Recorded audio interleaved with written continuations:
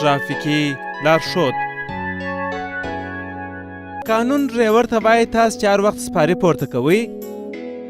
تاسو باید د هغه کیفې او جامې ته وګورئ. یعنې که چیرې د سپارې سره مخدره مواد وه یا د هغه سره وسلې وې، مثلا د دربس موټر کرایه د 1000 افغانۍ او سپارې ورته وایي چې زه تا ته 1500 افغانۍ درکوم، نو ډریور باید په دې پوه سي چې په دا سپارې کې خامخا یوه کیسه شته. یا مثلا یو وخت کابل ته روان یې، سپاریان در سره دي، په هغو کې پر یو باندې اشتباه راځي، یو سړی ولاړ دی، یو شی ورسره دی، په دا کې مخدره مواد یا غیر قانوني شیان دي یا وسلې دي، نو قانون وایي چې دا ډریور دې سپارې په ځان نه خبروي، یوه نږدې پوستې ته دې ورسي، د اوبو د څښلو په بانه ورته ودې وایي چې زه اوبه څښم، هلته دې پولیسو ته وایي چې په فلانکي سیټ باندې یو سړی ناست دی، زه پر هغه باندې څه ناڅه اشتباهي یم، نو پولیس راځي هغه سړی تلاشي کوي، که چیرې یو څه مشکوکه وو نو که کوم شی ورسره وو پولیس یې تاکوي، ډرایور ته به هم کوم مشکل نه جوړیږي، او که نه وو بیرته یې پرېږدي، د دې اشتباه به هم ختمه سي. نو هر وخت چې موږ سپارې پورته کوو یا یې وړو باید د سپارې روحیې ته وګورو، د هغه کیفیت ته وګورو، بیا خدای نخواسته موږ د کوم مشکلات سره مخامخ نه کړي، یا موټر